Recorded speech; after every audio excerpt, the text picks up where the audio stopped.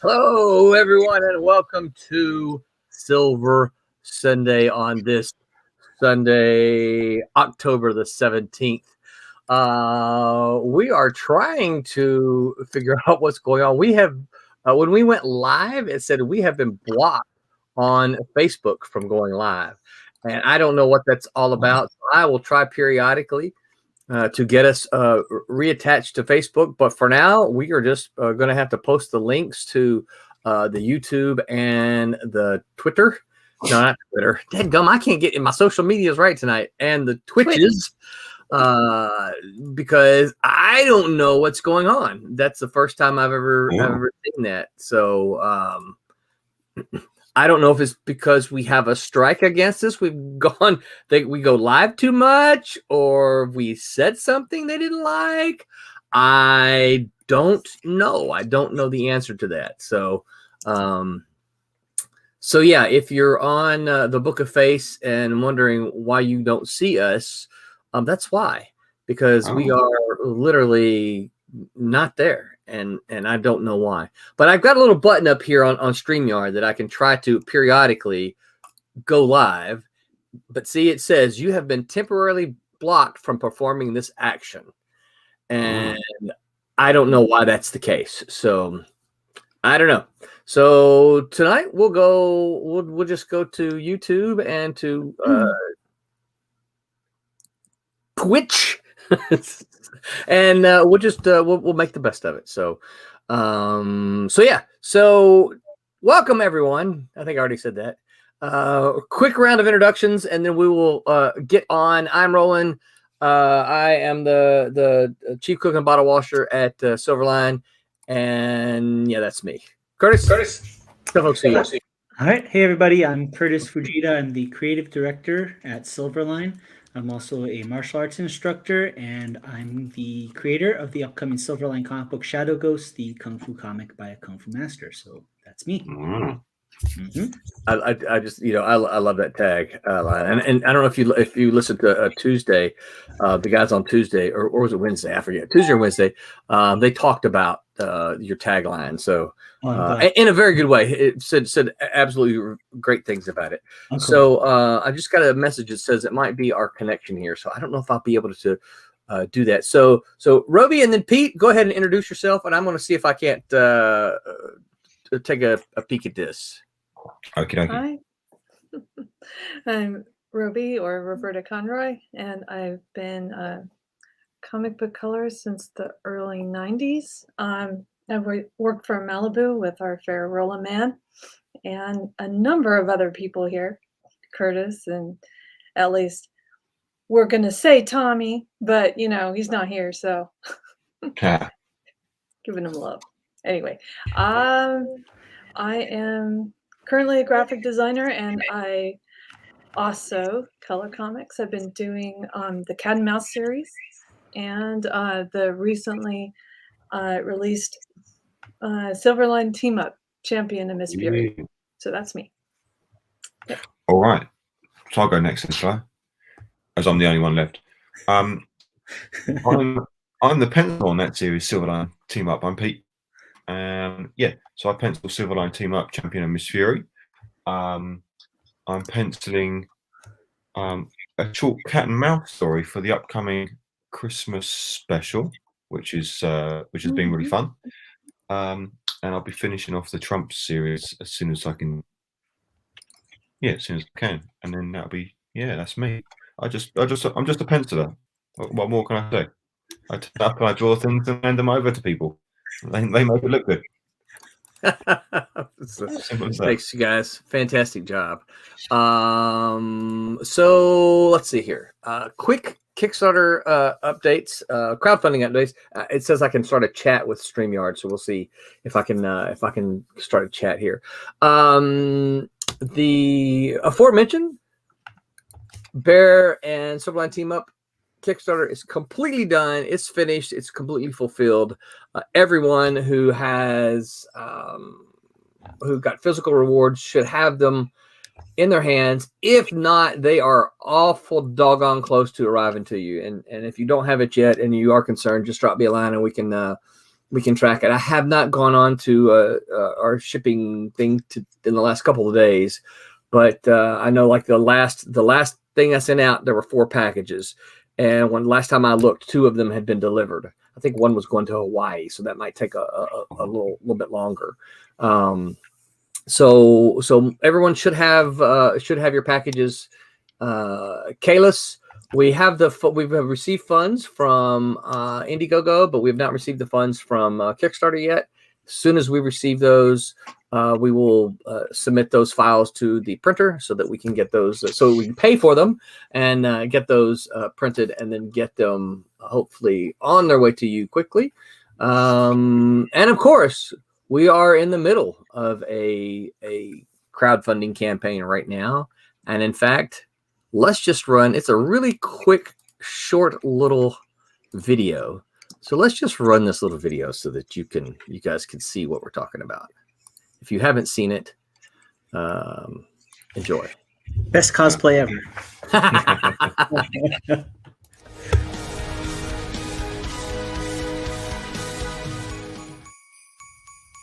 Ho, ho, ho! Merry Christmas! It's Santa Claus, and I'm here to tell you about some Silverline crowdfunding stuff. You know Silverline. They're the comic book company that's an independent, genre-spanning, you know Silverline! They're getting ready to do one of my favorites. It's a Christmas special. Ho, ho, ho, ho! You're going to see some of your classic old favorites of Silverline that you like Bear, and Cat and Mouse, and Divinity, and Demon's Tales, and Kalis, and Rochelle, and Teen Beetle, and Trunks, and Twilight Grim. But you're also going to see some new titles. You'll be introduced to them for the first time. Cake Town, Night Rise, Obsoletes, Satin's Ways, White Devil, and Wolf Hunter. That's right, all those are new to you. New to me too. I'm so ready for them. Christmas is my favorite time of year. Oh. You're going to see some of your favorite Silverline creators like Del Barris, Aiden Belcher, Mike Belcher, Mickey Clausen, Peter Clinton, Roberta Conroy, Brian Dale, Rob Davis, Thomas Formonti, Thomas Hedgeland, Aaron Humphreys, R.A. Jones, Barb Calberg, Jeremy Kahn, Brent T. Larson, Roland Mann, Haley Martin, John Medic, and Jackson Rennick. Ho, ho, ho, ho!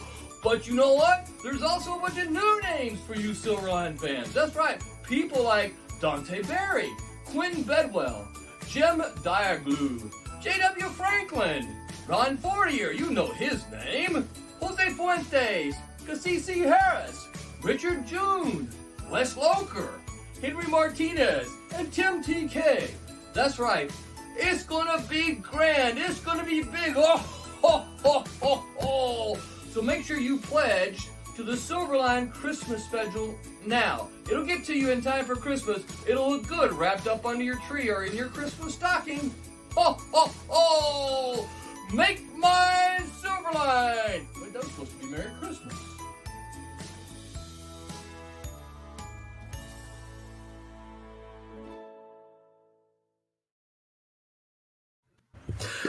Okay, so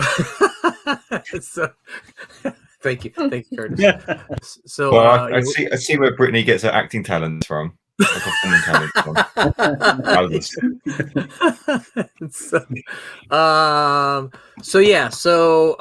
We had to dig into our Christmas boxes earlier because we were like, hey, where's my, because of the shirt and the hat. I was like, where's the Santa hat? I need a Santa hat for this. And so after we got the Santa hat, we were like, well, I might as well get the shirt too. So turned out good. I like it.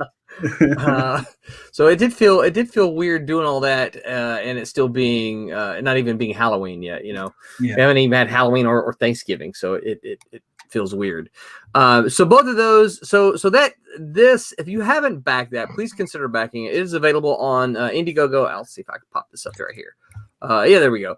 It is available on Indiegogo and on Kickstarter, and it's going to be around 100 pages. I think we have about 96 at the moment, but there are a couple that we're still feverishly working on, hoping that we can get them done in time for shipping. And if we do, if we do it, the campaign's still running, we'll announce it, obviously. But if we get it done by the time we get the money, then we'll include those as well. So there's a couple that is kind of exciting. And if I can add something to that, yeah. And I'm from my friends and stuff like that. I've heard a lot of people really excited about it, and several people literally goes, "Hey, that looks just like the Treasury holiday special." I said, "Exactly. That was the whole point."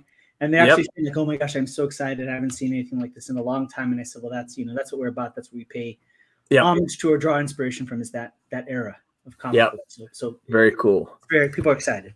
Yeah, and I mean, as one who's gotten to see all the stories, as they're being worked on and coming through, it's exciting to see. There's some really good stories in there. It's the thing about it is, it's hard to tell a short story. It's harder to tell a short story than it is to tell a long story. Yeah. People think all the time, it's like, oh, well, just it's just do a little short story. And it's like, well, you got to get in all the elements of a story in to make it a good story, right? You got to get in all the required elements of story, and that's not always easy to do in a really short span of pages, and this goes for prose as well. I would assume it goes for film too. Not having made film, I don't know that, but actually, I did make one little short piece. It's about when I was in graduate school. I had to take a film screenwriting class, and I made it's about a 3-4 minute.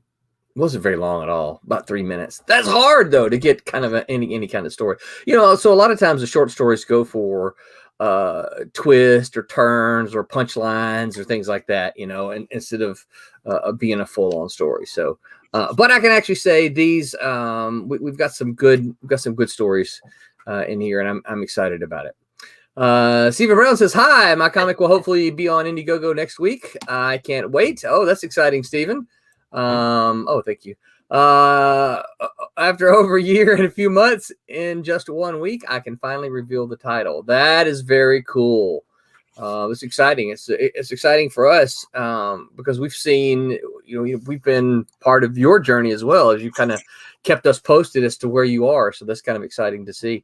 When you post it, Stephen, absolutely come on here and post your link so folks can see, because I know others have been seeing you post as well.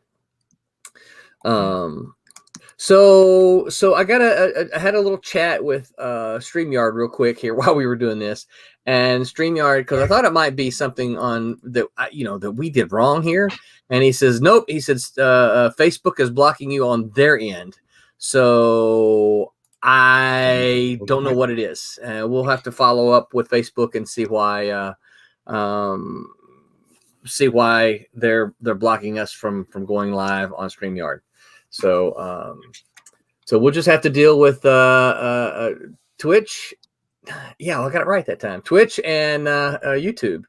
But that's okay. I like those. So what's new for you guys before we get into our topic? For me, we got some stuff going on with Shadow Ghost. So as we kind of previously announced, I'm working with independent recording artist Capitan Wallace, and we're doing a music video for that. We decided the single's going to drop at the end of the month, and so the title of the song is called "Drunken Tiger" is the name of it, and then the music video will probably drop sometime mid next month. So that's kind of what we're doing on the Shadow Ghost side of things. So that's my update. So Drunken Tiger is in like the form of fighting? Yeah, like it, yeah. Or an inebriated domestic cat, one of the two, but you pick, up to you. That's cool. That's cool. Now, and also to clarify, this does have a comic book. The song does have a comic book connection, right? Yeah. So I mean, the song is it's all done. It's a combination of like traditional Chinese instruments and kind of like rock music. And then the music video is actually filmed in San Francisco, Chinatown, and actually at the studio that I trained at there, and also features two of my, my kung fu family. So, and one of them will be dressed up as a version, an interpretation of the Shadow Ghost character. So it will be That's cool. It'll be directly connected in that sense. Yeah, that's very cool. Now, did you go up for the filming as well?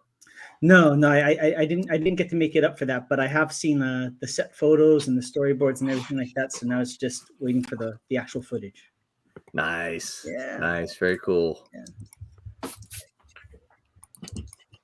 And I think Pete has something going on next weekend, right, Pete? I mean, Oh, right. Yeah. Of course I do, please.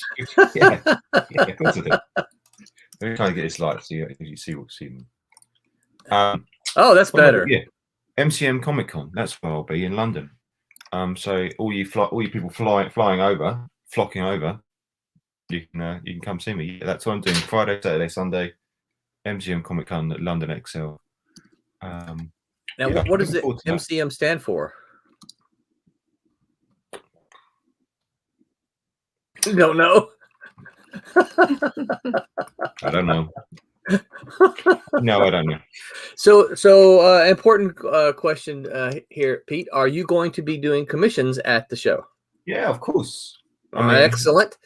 And are you taking pre-show commissions? I'm doing pre-show commissions.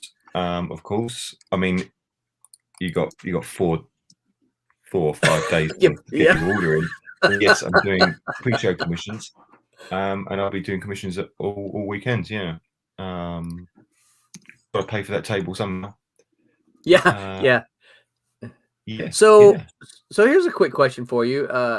As one who does commissions at shows, what are your favorite kinds of? Now, obviously, I'm not going to ask you your favorite character to draw, but what are your favorite kinds of commissions? Or maybe what? I hesitate to ask this because just as soon as I do, Tommy will come in and ask you for a commission of this thing. What kind of commission, if there's any, that you're like, oh no, I don't want to have to draw that, right? What as an artist, as one who does commissions? Yeah, my favorite ones are the expensive ones. Nice. Completely mercenary about it. I mean, I'll draw you a $10 sketch card all day long, but I'd rather have a couple of $100 commission. Yeah, no, I don't. There's not one I particularly like more than any other. I mean, I have my favorite characters, and I'll happily draw. I'll just draw anything. I guess stuff where the character isn't my style, so like manga and anime characters. One, I don't know anything about them. I don't read that stuff, so it just means I'm not going into it with an already formed idea of the character.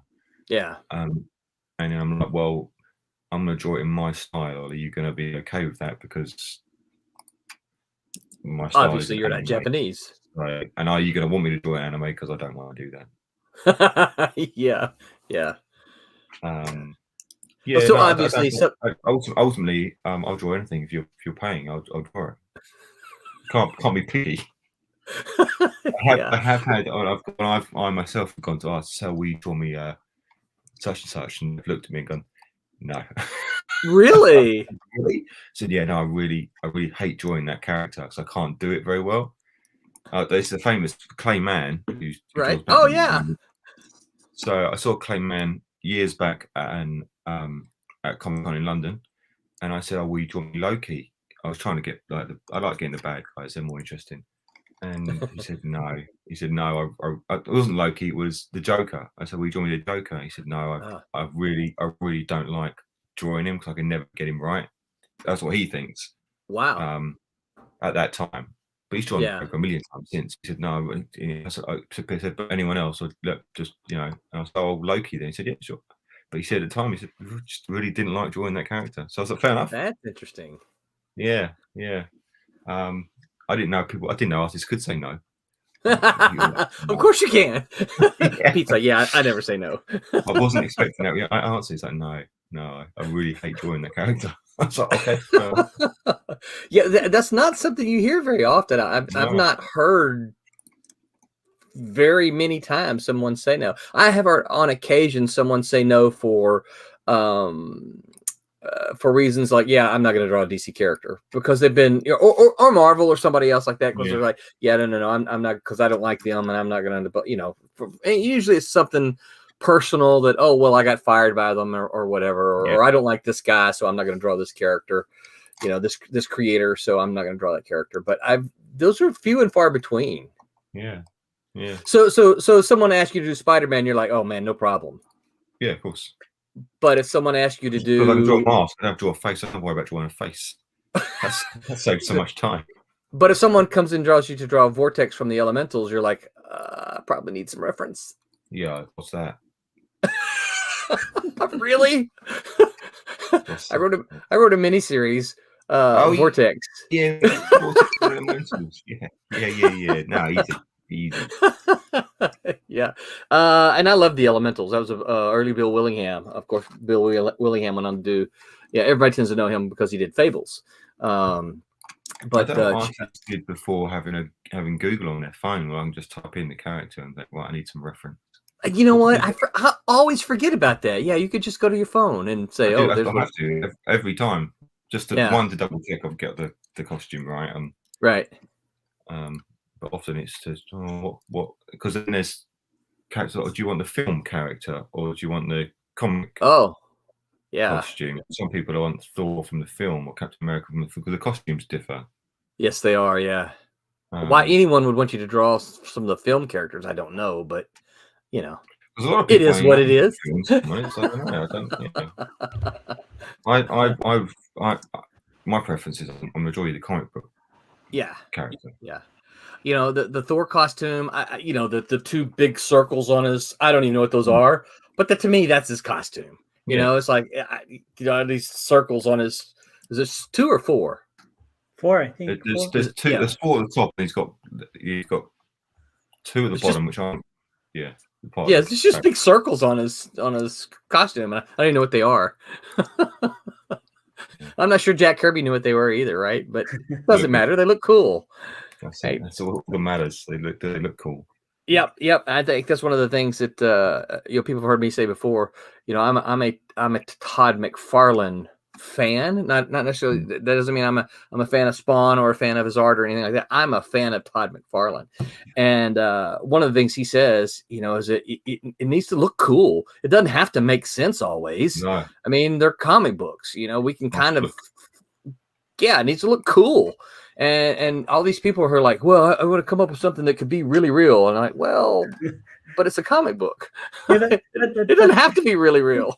It's like sometimes I'll watch a movie with my wife and she'll say like, well, that's not realistic. I mean, if the guy had done that, why didn't he go over to that location and do this first? And I was like, your movie would be really boring. Right, yeah. It's like, we never see the guy take a bathroom break during the movie, and I don't want to see that. I don't want to be a bad, be realistic. There's a famous Grant Morrison quote that he made. He said, only adults do this. They take this stuff and then they start taking it apart, saying, well, how does he fly? And what's the physics behind this? He said, it's not real. That's how he does it. It's not real. Yeah. Kids don't do that. Kids just look and go, wow, that's cool. How's that possible? Yeah. Exactly. No. It's not like it's not real. Like Batman's on patrol and he's like, hold on a second, my blood sugar level is really low. Let me just have this new, this candy bar, that would not be good. I think that's crept into art as well, because now you start seeing, and I do this because I like having that realism, but you start seeing the seams on like the gloves and the trousers, and because that's how they're made. They have a seam and it's stitched together. Right. Yeah. It used to be it was just painted on, basically. Right.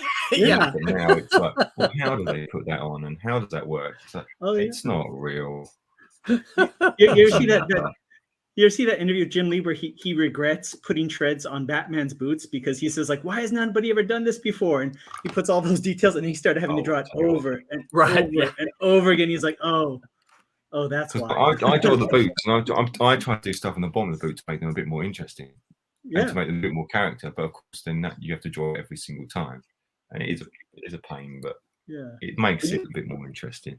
But your Miss Fury had Fury on the bottom, right? If I remember correctly. That was cool. Yeah, and my cat from Cat and Mouse has a little cat symbol. And I think I just do these little things because it's a bit more. They make it fun for me. Yeah, and it's supposed to be fun. Yeah, but yeah, it just the shoes aren't flat at the bottom unless it's a dress shoe, and you're not running around fighting crime in your best tuck shoes. You'd be slipping all over the place, right? Yeah, exactly. Skating around. So yeah, you've got to have proper boots, and then they look like they're going to hurt when they kick someone as well. So. Totally. Yeah. All right. So if you're over across the pond, if you're in England, you're London, go see Pete. Get a commission from him. Roby, what about you? Anything new going on with you? Well, decorating for Halloween. or as we call it to Pete, Candy Welfare Day here in the U.S. Oh yes, Candy Welfare. That makes a lot of sense. Yeah. I'm still laughing at Pete. You just beg for candy. You send your kids out begging for candy. Please, sir, can I have some more? Yeah. Not a lot going on right now. We're finishing up that Christmas special. We've got that going on. And, I think that's all I can manage at the moment. Yeah. Yep. 2 weeks to Halloween and all. Yeah. So now, do you set up for trick-or-treaters there, Roby? Yeah. Well, we're gonna see. It was really light last year, obviously because of COVID. Yeah. But I'm gonna try. Yeah. Give it a good try. It seems like the neighborhood's waking up a little bit again. Yeah, that's good. Yeah, that's good. We just heard. We don't want to get too deep into it, but we just heard, and we only know this because my daughter is dating Canadian, but apparently Canada is thinking about shutting down at the end of October. I mean, literally just shutting, closing the doors, and So it's they're like, well, of course, I think all three of he's got 2 or 3 brothers. They're all in the U.S. going to school.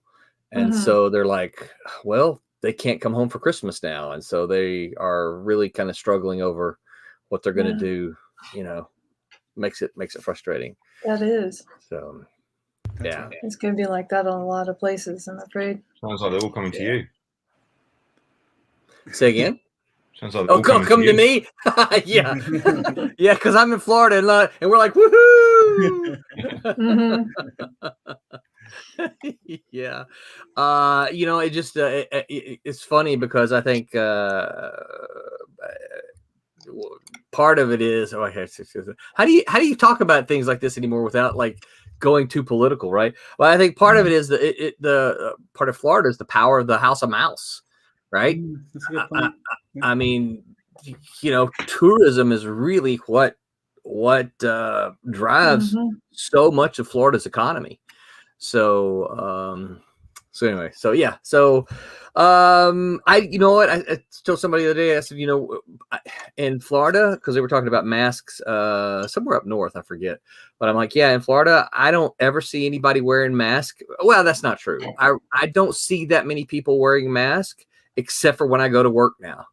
And I think college campuses in Florida are the number one places that you have to wear masks.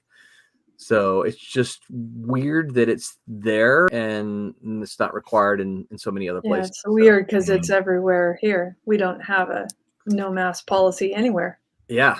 Yeah. Sometimes I have to remind myself it's kind of like smoking. Like I'll go to other states and all of a sudden they're smoking in a restaurant. I'm like, wow, is that still a thing? And I forget. I'm here in California where, Oh, you guys haven't had it for years. Yeah. So how about not used to it? Over where you are. No? Yeah. So different strokes. Yeah.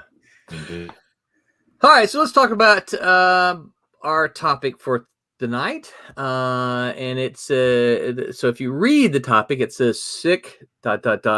comics, and that is not to suggest we're sick of comics, but sick in comics is kind of what I was looking for. But I don't just want to talk about the characters being sick. One of the things I want to talk about is particularly with COVID going around now and that kind of thing.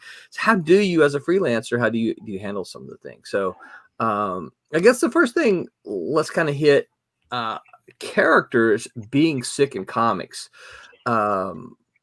I know I mentioned before we started the stream, the only character I ever really remember being sick in a comic book. Actually, that's not true now. I can remember a second one.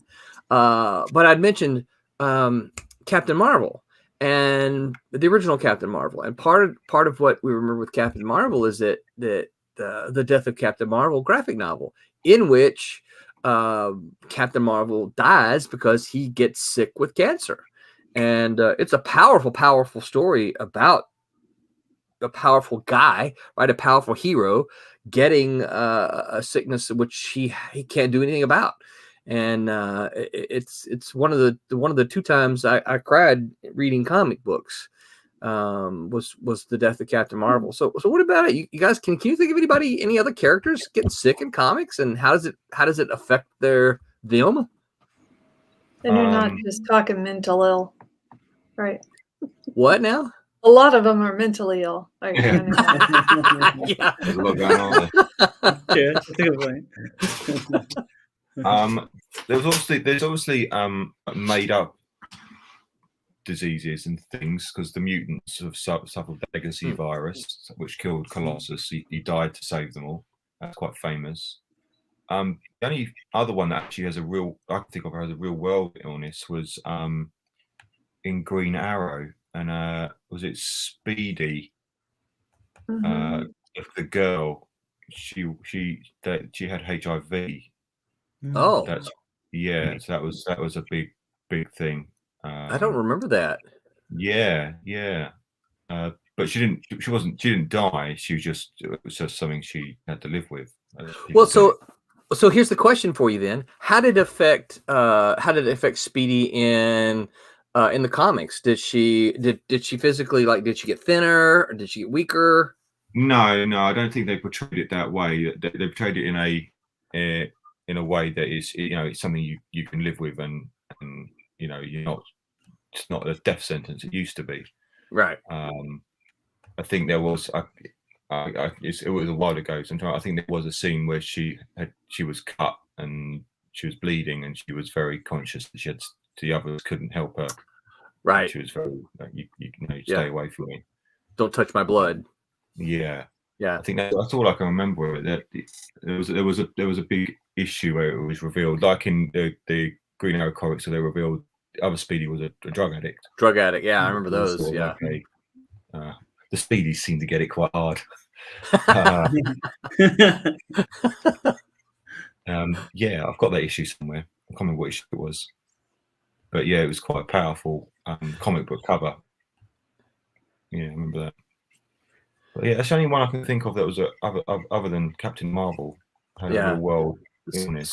So the Colossus thing. Now, I have not read the Colossus thing. Did he just kind of get sick and die, or was it a process? Well, the legacy virus. Now, this is going back a bit.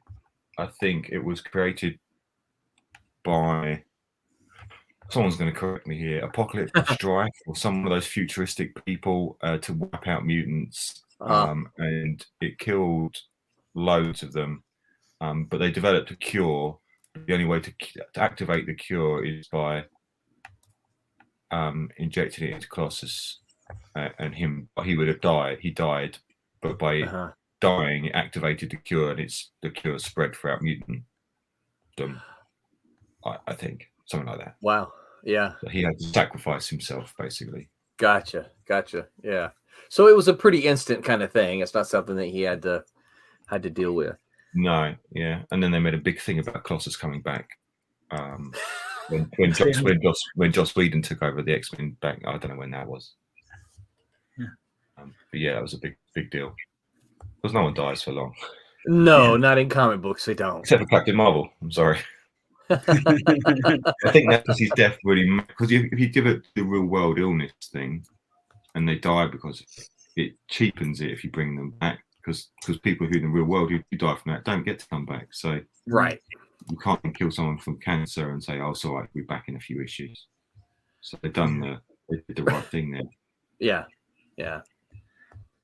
And I think that's probably why there's so many made up Sicknesses. diseases in comics and things and illnesses. If you can play around with it. I remember the technovirus, right? I mean, the technovirus. Oh, yes, the technovirus, the phalanx. Yeah, yeah, which was like the mechanical stuff, right? Which was like Cable had that and all those kind of things. That's right. Yeah. So there was that. Because you can make a bad guy out of those things. You can make it a bad guy that they fight and punch. Where it's why the Captain Marvel thing was so powerful, I think, was because there wasn't anyone to punch or right. Kick or beat. Yeah. It was just And that was one of his big frustrations. Yeah. Yeah. Definitely. Or bring people down now, aren't we? Yeah. Yeah. Well, I think that, certainly the last, all going on 2 years, a year and a half, the whole world has been wrapped up in this sickness. And so, I would dare say at this point in time, we probably all know someone who's been affected in some way, I don't know. There's several of us of the Silverline team who've had, COVID. I had it back in July. And so, but it's one of those things like, okay, how does that, it affects your day-to-day life as a normal human being. It affects your day-to-day life. You can't do the thing. I was tired even after I got over it.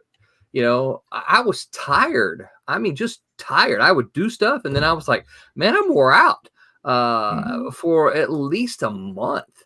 And that's just being tired. I felt better. I just got tired real quickly.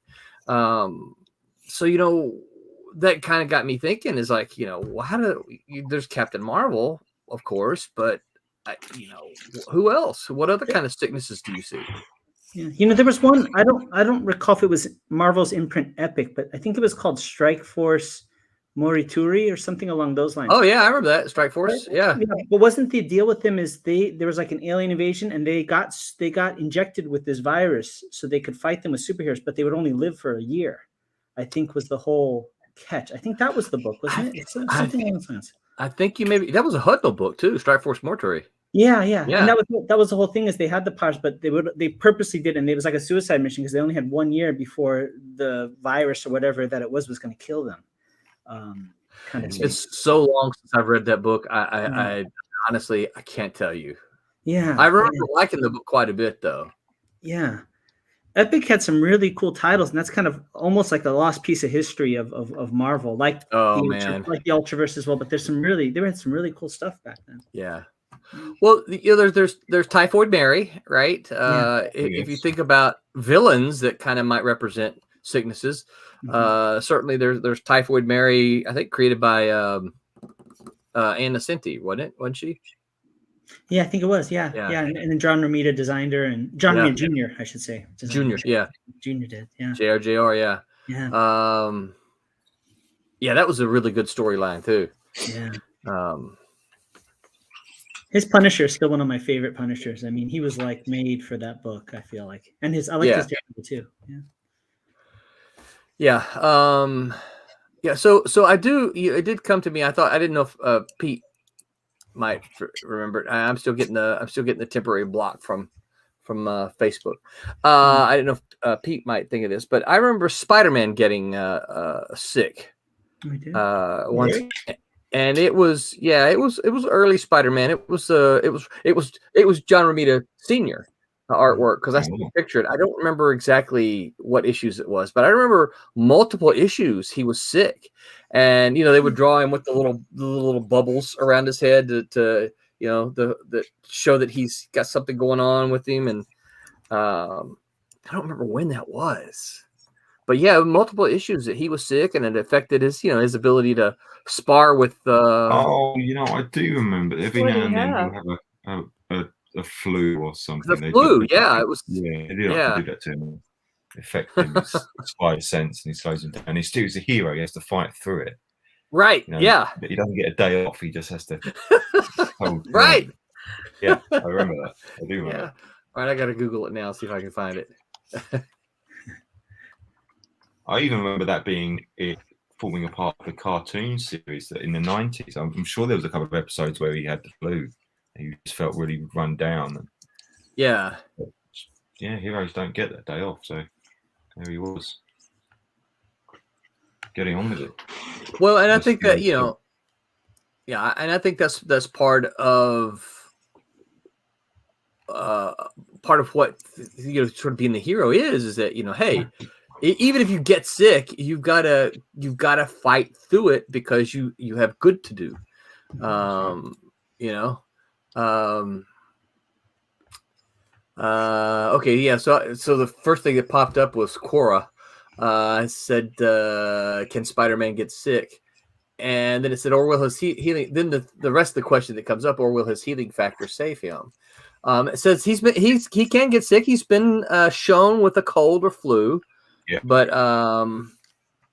let's see here. So here it says in issue 12, that would be Ditko, wouldn't it? He caught the flu, pretty much lost his powers, and had to fight Dr. Octopus. So that's not the one I'm thinking of, though. I'm thinking of a different one, but all these went on to different questions. Stephen Brown says, I remember comic Peter Parker lost his leg and his daughter took on the mantle and became Spider-Girl. Wow. Well, I don't remember that. Really? I don't know. That's impressive. I remember when he got the multiple arms, right? Yeah. Yeah. That was cool. Yeah. I remember that. Yeah. And now that was as a result of drugs too, wasn't it? Wasn't that part of the drug storyline or an after effect of the drug storyline? Oh, I don't remember. I just remember the imagery, you know. I know the Yeah, 6 arms. Was it the drug? Well, I thought it came a bit further after that. I don't know. Harry Osborn was into the happy pills. But, yeah. Well, and those were around like issue 97, 98, 99, something like that. And then I think the multiple arms were like 100, 101, wasn't it? Yes. So that's kind of why I'm thinking that it may have been related somehow, but I don't recall. Again, it's been too long since I've read those. I can't be certain. Can't cast aspersions against Spider-Man.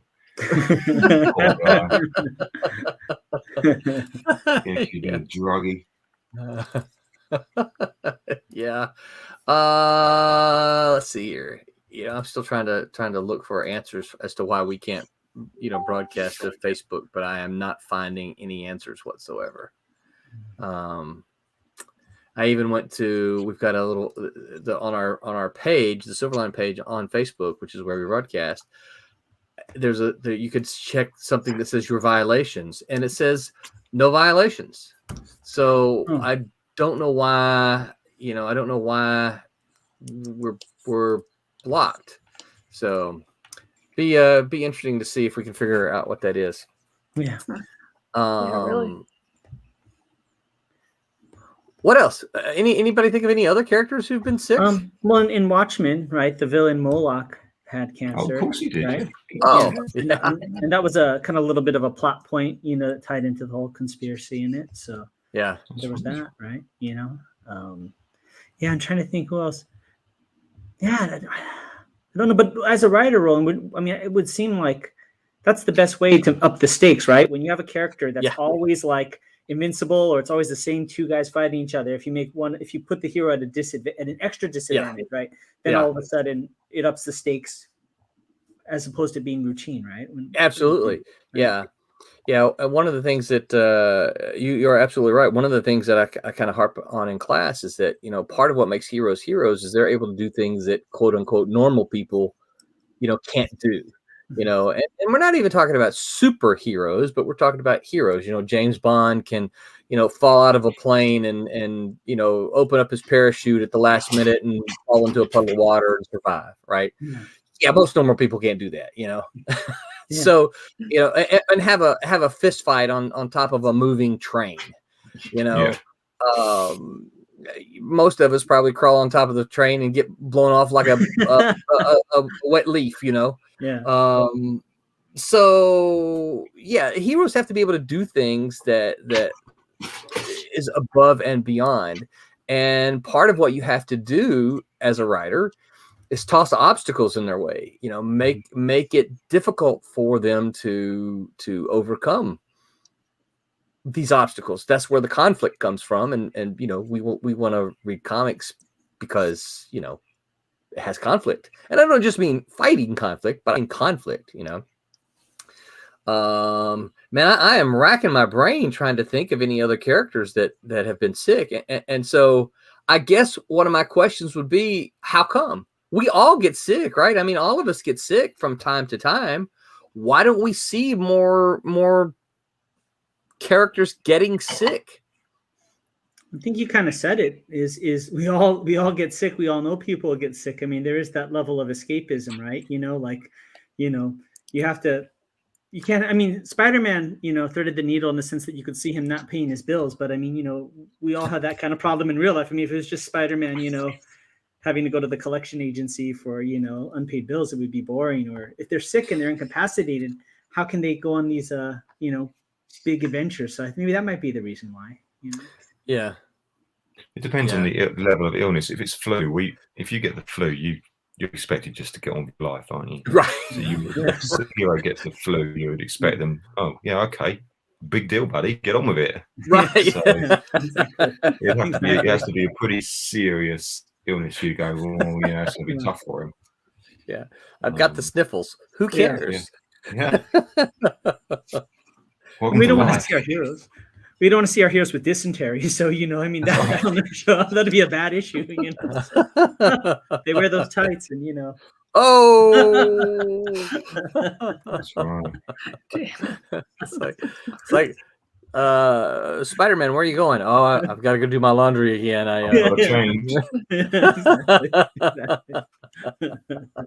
This is like the third time you've done laundry in 3 pages. Yeah, I know.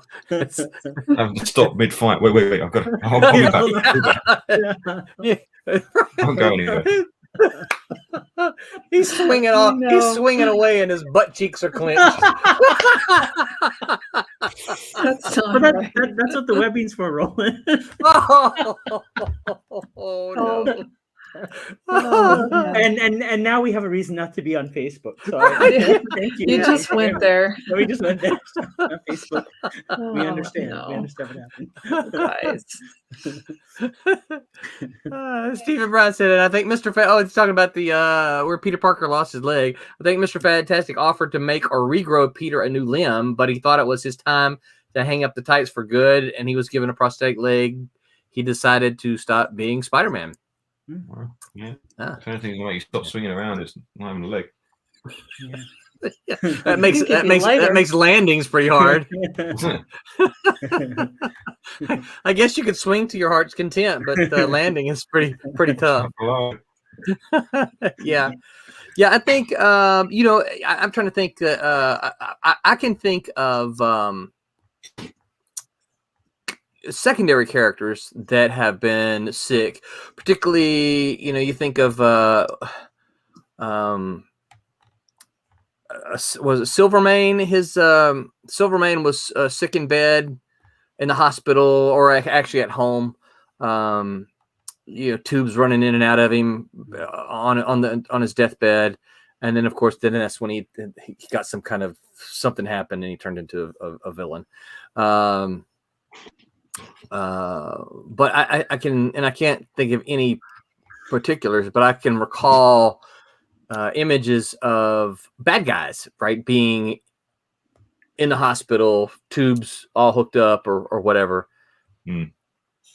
Wasn't there something in Peter David's Hulk? I think I remember there's something with the character that got AIDS at one point. I can't remember, but it was one of the supporting characters, right? Betty Banner was supposed to have died through gamma radiation poisoning because she'd spent so much time with. She hung out with him too much. Hulk. Yeah, I remember that issue. Yeah. Yeah. What I else? think Shadowhawk had AIDS. Shadowhawk was Jim Jim Valentino's book. That was like one of the things that was revealed at one point. I think. Oh, Really? Yeah.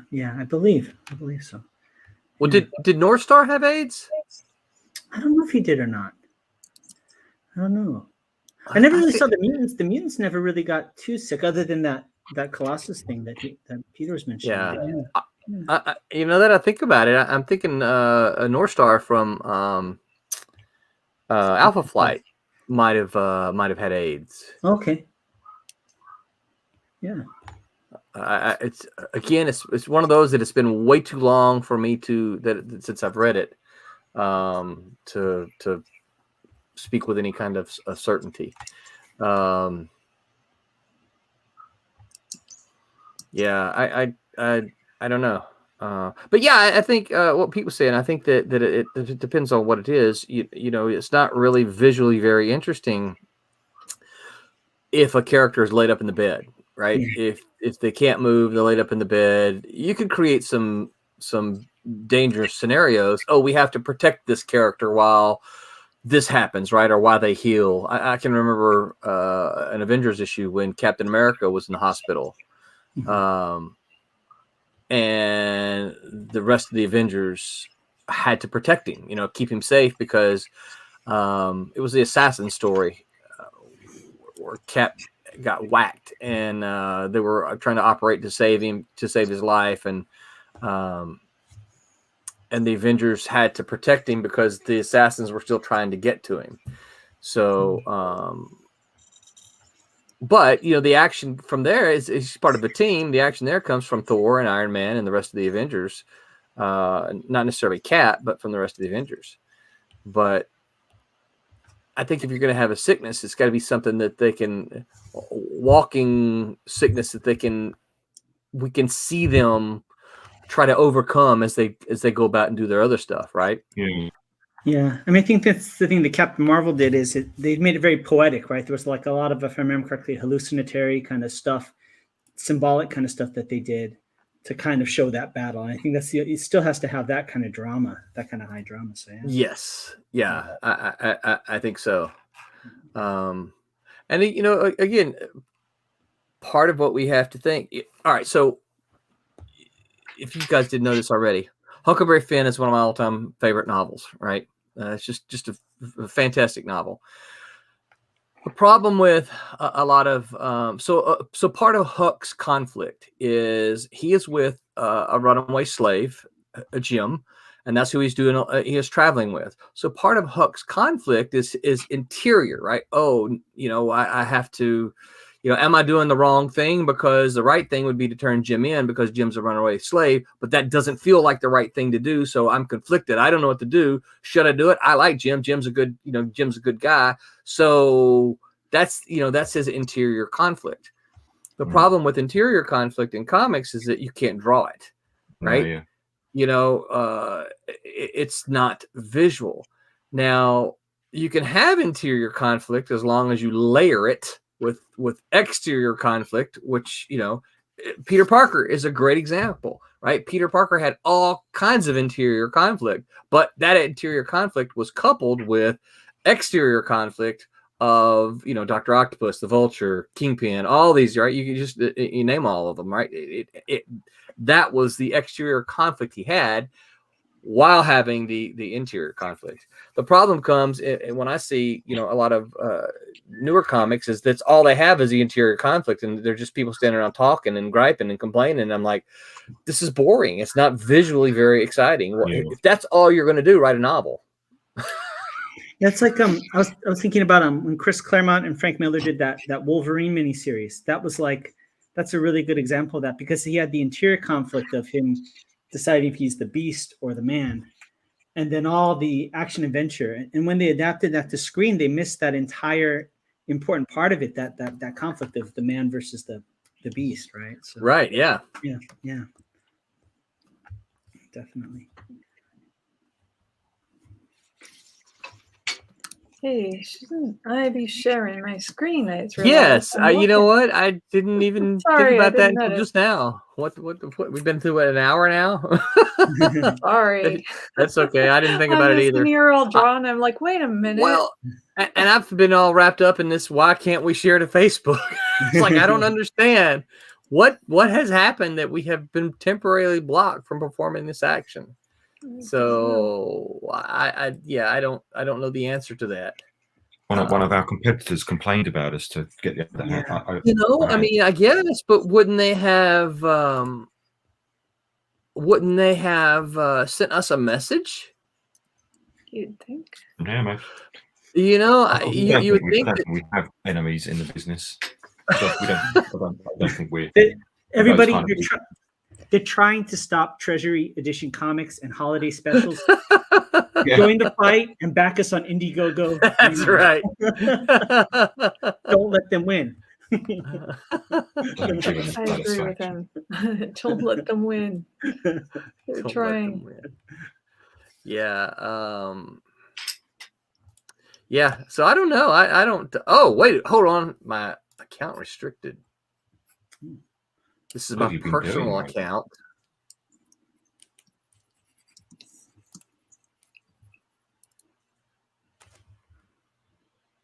All right. Oh no! You got to be kidding! No. You figured it out. I think so. So, of course, you probably didn't see it because they deleted it. So, 5 years ago, 2016, I made a post. It was just a meme, really. That's all I did. Oh yes. Yes, I Uh-oh. saw it.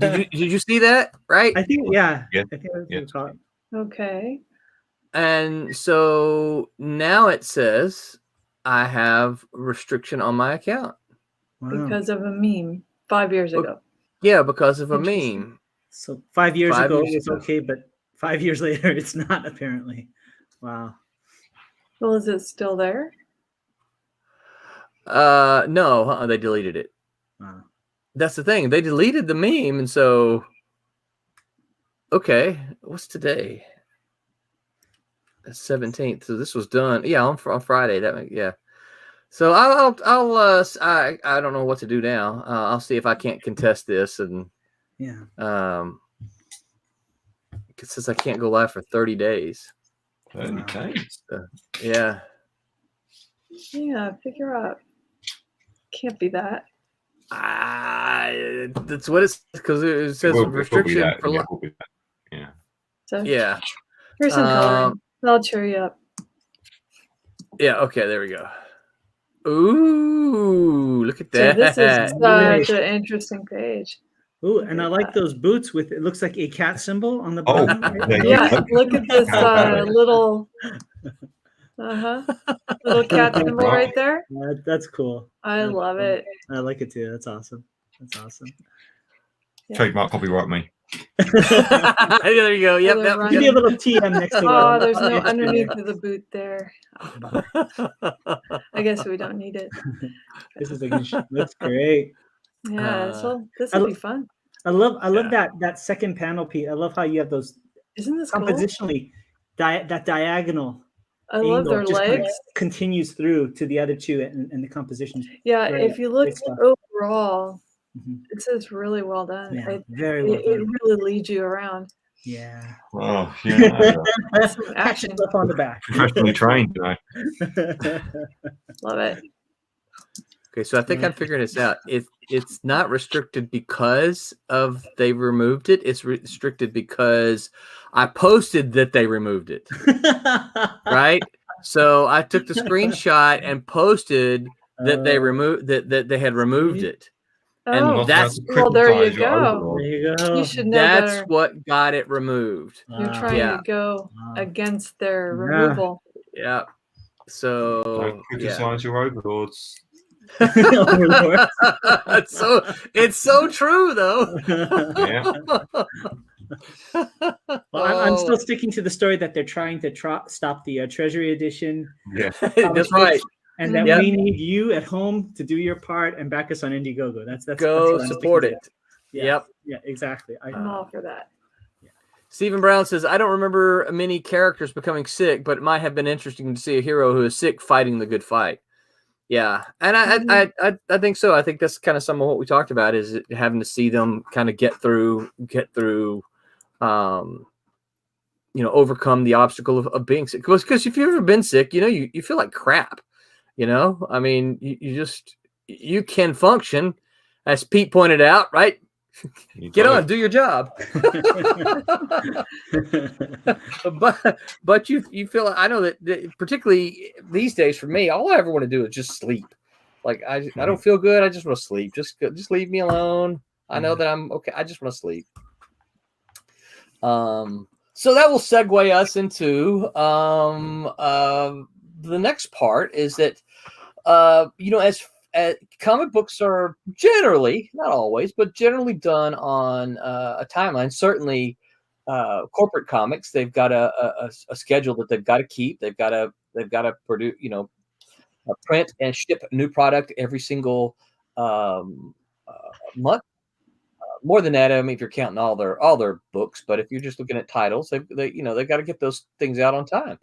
What a lot of people don't realize, and this is one of the things that I mentioned in my class, is that Marvel, and I would assume DC does too, but I know Marvel does, or at least did this, I should say, from back in the day. They book printing time with their printers, and so they're like they schedule time. And so what happens is, if they miss that, they got to pay the printer anyway, right? So they tell the printer, hey, we're going to have book X to you on this day by this time, and the printer says, okay, we'll schedule your printing from 9 a.m. to 12, and that's when we'll print your book, right, or whatever. And if you don't deliver a book to them, guess what? You're going to pay anyway, because they're like, yeah, we held this, we didn't schedule anything because we held this for you, and they're going to lose business if they don't have anything there. And I think that's fair. I think that's, otherwise, you just keep doing that and they'll go out of business. So right, yeah. So that's why it's people often ask, well, why are they so strict with deadlines? It's, well, number one, it's a periodical, and you kind of have to be, right? But number two is that it's there's money in it, and if you don't get your book to the printer on time, you got to pay money. So get your book to the printer. Right. So there's that aspect, right? Mm-hmm. So as a creator, as a freelancer, how do you handle doing the work, keeping the schedule, with being sick? Well, that is tough. As we know, I was hospitalized a while ago. And that's right. I didn't go to the drawer. I didn't get my thought. So I was back from hospital on the Monday, and I'd written off the Monday. I wasn't going to get out of bed. It just wasn't physically possible. Fortunately, I didn't have a deadline for that Monday. I don't know what I would have done if I did. I just had to say, look, sorry, I'm in hospital. I can't draw from here. And I thought, the Tuesday I'll probably be able to get back to drawing, because it's in the back of your mind is I've got things to finish. Oh, yeah. So I need to get back to it. I'll probably get back to it on Tuesday. And Tuesday rolled around. I was like, I don't feel very well. I don't feel very well. I'll get back to it on Wednesday. And Wednesday I finally got back to the drawing board.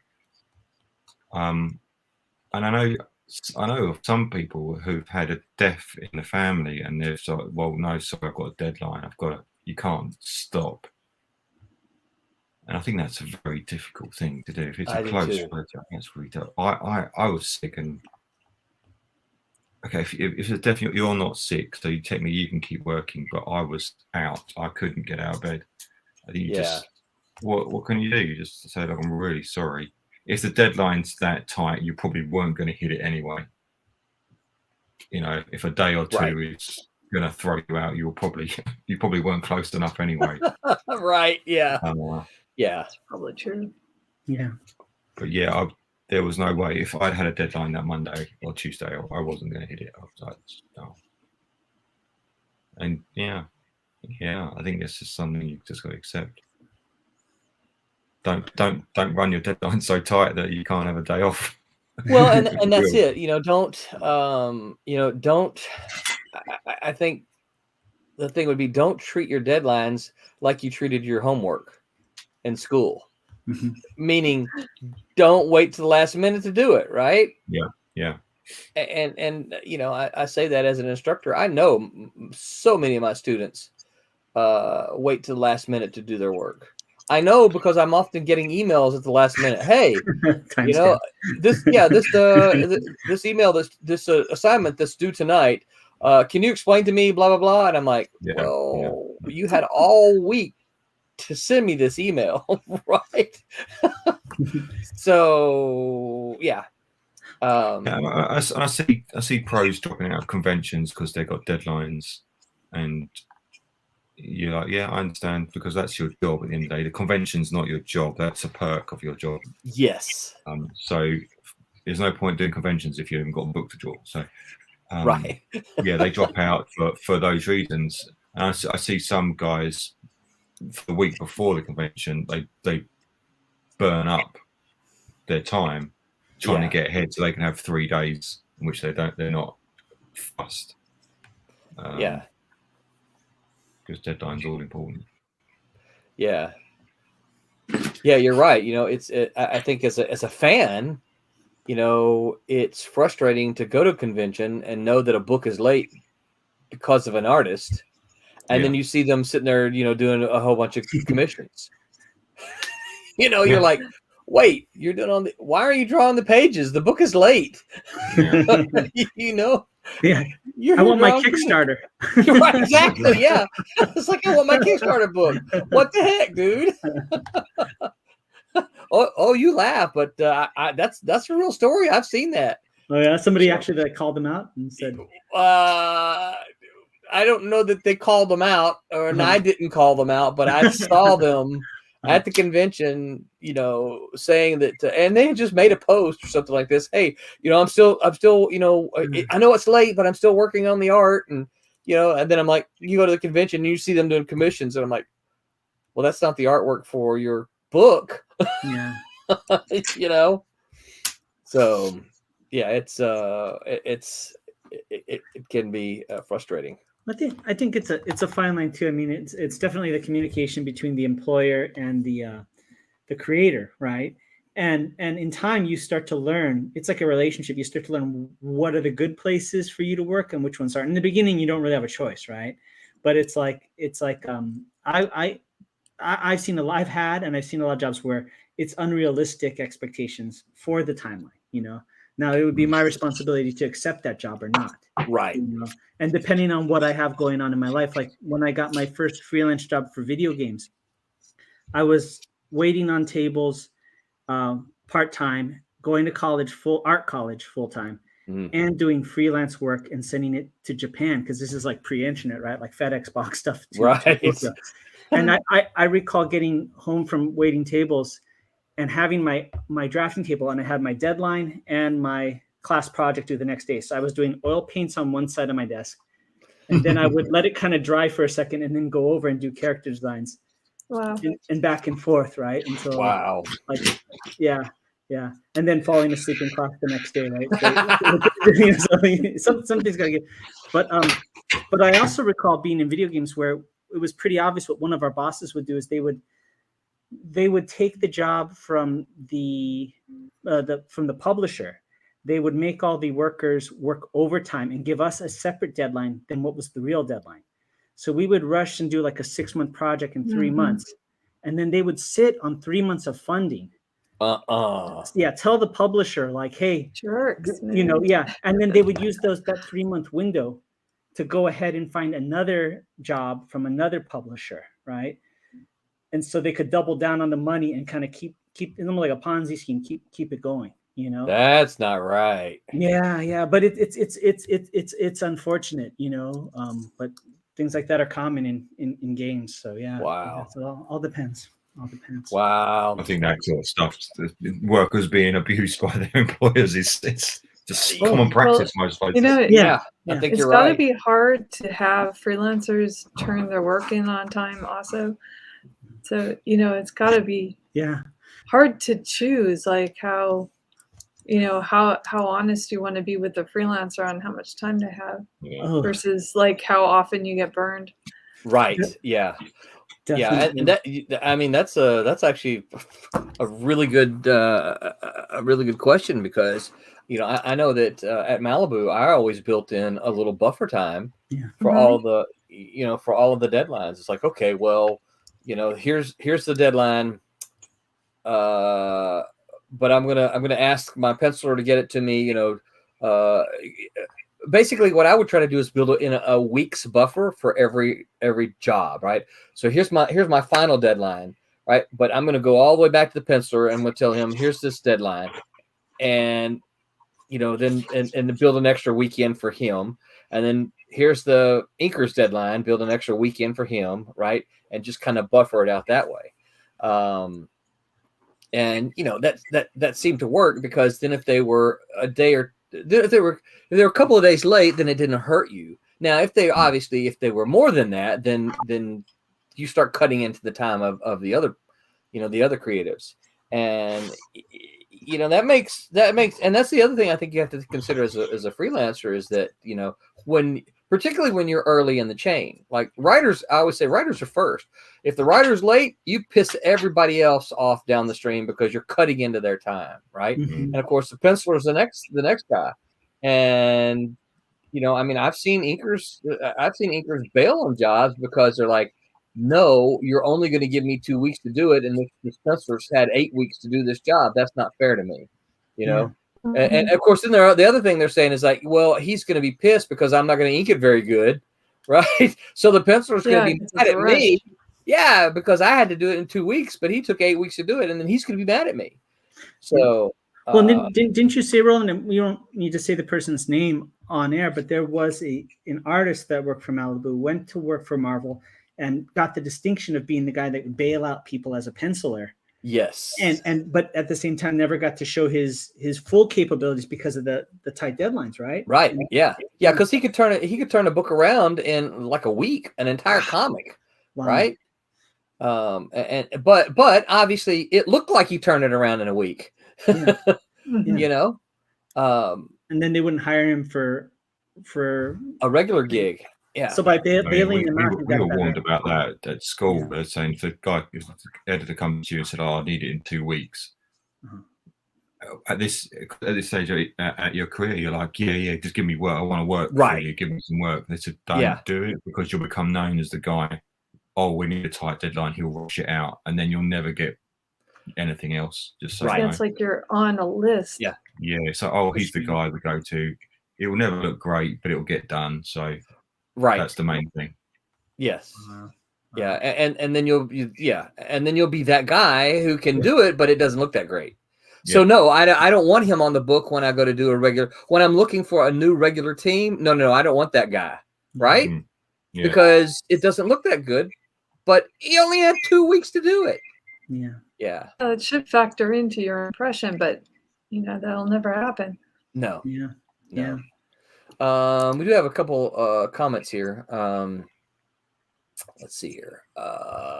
Stephen Brown said, since I'm freelance, I challenge myself to get a page done within a day, including inks. I think you have to set yourself a schedule, and when you're your own boss, you've got to do that. You got to say, hey, I got to have this stuff done, and then you got to be willing to make the cuts. It's like, okay, well, I didn't get this done, so I don't get to hang out with the guys this weekend or whatever, right? Whatever kind of thing is your thing. You gotta be willing to get it done. I know you guys have probably heard me say it, but and I talk about this a lot. When I was first trying to break in, I was still in college, and even right after college, I got a job as a 40-hour-a-week job as a retailer. Actually, Stephen Butler and I were both assistant managers at a bookstore, and I put in 40 hours at the bookstore, and then I'd easily come home and put in 40, 50 hours trying to make comics, and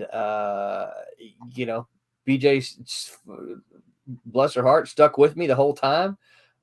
She understood that that was what I wanted to do, but you had to put you had to put the time in, you have to put the hours in, and I don't know that we talk about this that much. I know we've talked about it a little bit, but you got to have the support at home to be able to do this too, because it does require time that, I could be, instead of doing this, right, I could be sitting on a couch watching NCIS or something with her.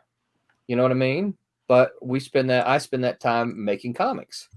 And she's good with that. Absolutely. I couldn't agree more. It's like when I first started dating, the lady that became my wife, it was like we had to have the talk, right? Which was like, especially because all the martial arts stuff, I'm like hardcore into martial arts, and all I was doing was martial arts events, martial arts this, training.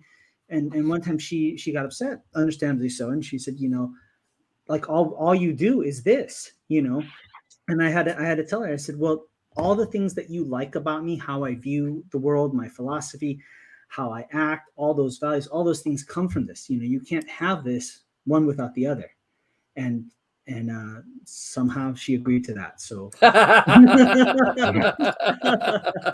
suck it up. This is it. It's going to be. Yeah, but I mean, it's a day-to-day process. We'll have an update next week. I'll let you know how it goes. Yeah. After she hears the replay of this, I'll let you know how it goes. Right? Exactly. I'll tell her it's on Facebook. Yeah. So Cassisi's got a question here, and you guys may have to help me out with this. He says, I'm curious, in manufacturing or the service industry, people will often use lean principles or 5S methodologies of organization to try to get to try to do more in limited time. Do creatives follow similar methodologies? Meaning, are there certain First off, I've got no idea what any of that means. I don't either. I understood what that is. Let me finish the whole thing, then we can go on. And this is meaning, are there certain principles you use or employ to do more jobs in less time, or do you go off of gut feel? I think I know the answer to that after hearing our reactions. There's the red herring, right? Is everybody familiar with the red herring? Well, from Scooby-Doo, yeah. It is. Huh? Well, it's you put one thing that's egregious in your thing that's an easy fix. Like if you're supposed to have a pond, you put one of the herrings that's red, so that the client looks directly at it, complains about it, and you've already planned how to get rid of it because I know that technique. Yes. Because there's some people that they don't feel they're doing their job unless they give you something like that, right? Mm-hmm. And then the other one is giving all credit to the person who hired you, right? Is you say, I did this because you had this great idea to do this. It was you thought this was excellent. You, and they go, yeah, that was my idea. So you have varying success with those methods. Yeah. I don't know, Cassisi, and it just sounds like I'm not the only one. I don't know what lean principles or 5S methodologies of organization are. She just said, "Yeah, I use those. Yeah, definitely. Yeah, that's good." I use 6S methodologies actually. It's one better than 5, right? Exactly. Wait, are you still using those? World's moved on. Yeah, the 6 methodologies are the methodologies of the beast. Thank you. It's like my amplifier goes to 11, right? Yeah. Why 11? Because it's one better than 10. Well, the method is I have a Rolodex in my head of what needs to be done, and I like pop one in there and say, "Can I do it? No. Can I do it? Yeah." That's my method. I want to say that I do the ones that pay the most first. Yeah. That's not true. I do the ones that I really want to draw at the time. Like, you know what? I want to do this one today. Yeah, it's a terrible business model, and it's not going to work long term. Yeah. Well, I want to draw that today. That's cool, but no, that one pays. But no, I'm going to draw this one. That's cool. Yeah. Let me make a personal note here. Make sure I always put cool stuff in my stories for peeps. I notice I always gravitate towards the uncomfortable things first, so that it's gone. Get them out of the way. Yeah. Yeah. Something that either puts me out of my element, so I'm more nervous about it. If I put it off, then I panic when it's due. So I tend to do that. I pick something that I know is really, really easier to be after it so I can relax a little. Well, Wubba did that with the, I'm calling him out here. He did that with the double page spread for the issue of Cat and Mouse that he did, because he did 1 and then 4, 5, 6, 7, 8, 9, 10, 11, 12, 13, 14. And I kept saying, hey, man, what about the double page spread? Because I kind of like to get started scripting, with some notes and stuff like that. And of course, I didn't feel like I could really script it, skipping a couple of pages. Yeah, especially a big one like that. Right. So he's like, yeah, that one's intimidates me a little bit. I'm gonna go back to that one. I'm like, okay. And it was the last 2 he did. He did all the way to the end until he came back and did pages 2 and 3. And I'm like, all right. Yeah, see, that's why I do stuff like that first, because I'm like, I did that. I'm all right. I can get through the rest of it. So I kept when I was when I had the schedule, right, the kind of schedule we talked about earlier, I had to get books out on a schedule. I kept a spreadsheet talking about. I don't know if this is any certain methodology or not, but I kept a spreadsheet that had every title and every art chore in it. So I had every issue, one right after the other, with every freelancer, the writer, the penciler, the inker, the letter. I had all of those built in, and then of course, you have to start with the date that it's due to the printer. But once you get one of those in, the rest of it kind of falls like clockwork, right? But once you get the first one, hey, this book is due to the printer on this date, then it's really just kind of about every 4 weeks. And so the first one, then I started with that date, and then like I said, I just kind of backdated all, and then the spreadsheet then goes with all the other issues following, basically shifting themselves down 1 month. So I used a spreadsheet that was a calendar of sorts. And that's the way I kept up with it as an editor. You'd said that you kind of had the distinction of being you basically were always on time, right? Yeah. And I kept the in case if anyone ever questions me, I kept the email from Dan Danko that had the report of here's the editor's report. And if I ever showed that, I would have to black out the other editors because I wouldn't want to call them out. But yeah, I kept the email from Dan Danko that said I was the only one that had all of my books on time. So, and that for those was a good organization, huh? Yeah. It worked for me. There's some of that, but there's also, I worked with a lot of really good people. And I think that's that's one of the things that I realized at the time is that I looked who I was working with, and I looked who some of my editorial colleagues were working with. And boy, I gotta really tread lightly here, don't I, Curtis? Well, that's all it is, really. You have a good group of people that can keep to their deadlines. Then you're happy. That's it. Makes you look good. Yeah, that's it. Yeah, and the other thing is that I think you want to, like you guys know, we talked about Silverline before. I think you want to surround yourself by people who enjoy what they're doing as much as you do. And there were some prima donnas involved in the other editorial offices, and man, I have a hard time with that.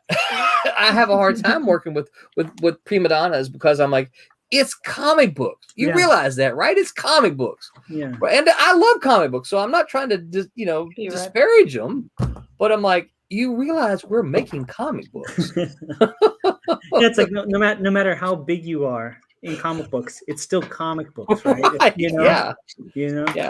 Like I always say, I wish everybody knew as a martial arts master, when I get groceries, they would bow to me and kiss my feet, but it doesn't work. I had stuff to put my CVS card.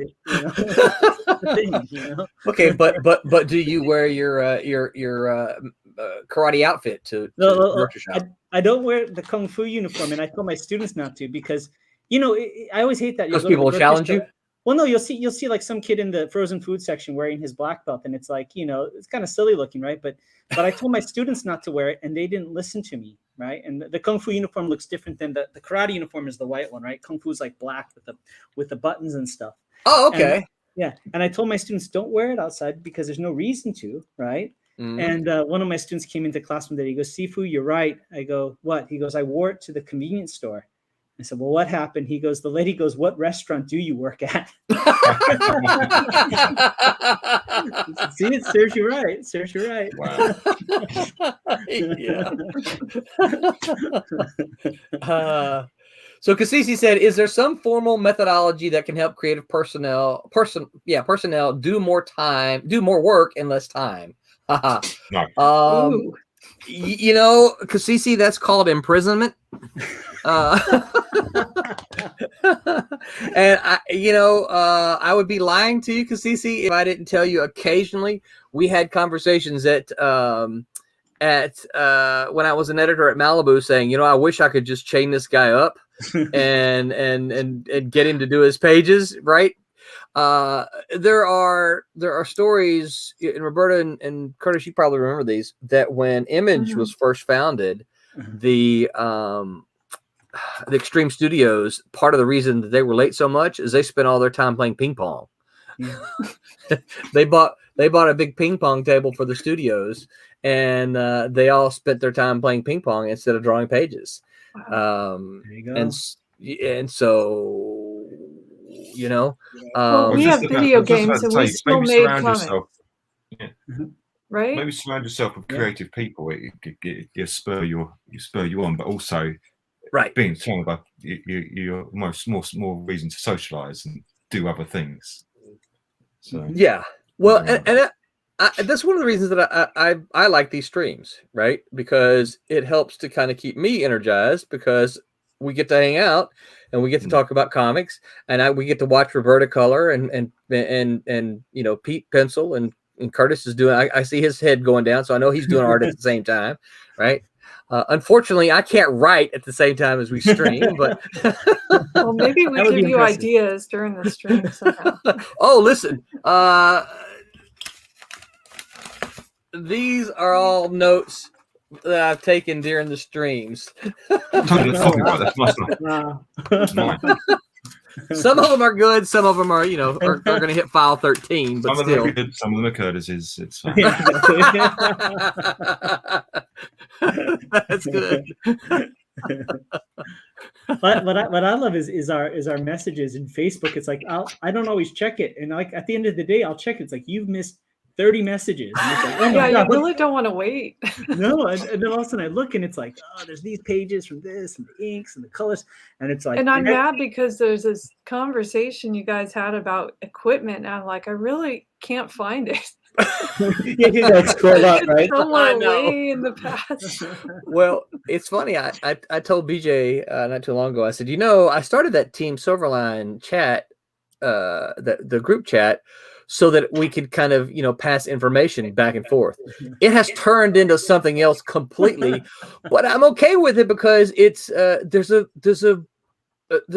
I think anyway, and you guys correct me if I'm wrong. There's a really great camaraderie and spirit of team and family in that, and I was like, I really like that. That's not what I intended for it to be. It's the virtual bullpen is what it is. It's literally like walking in the bullpen of a comic book studio, but it's just all like a message board version of it, right? Yep. It's just really cool. Yeah. Although I say, Pete jumped the shark when we saw the photos of him, in the hospital. I mean, that was like a showstopper. We said, oh my God, what happened? I know. That was to let you know I wasn't going to get you a page today because I'm here. And also, because I bailed out on the Sunday stream because I was being sick, and I was like, I was actually sick. It wasn't me going, I'm going to tell them I'm sick. And, who needs a doctor's note when you got a doctor's selfie? Right. Yeah.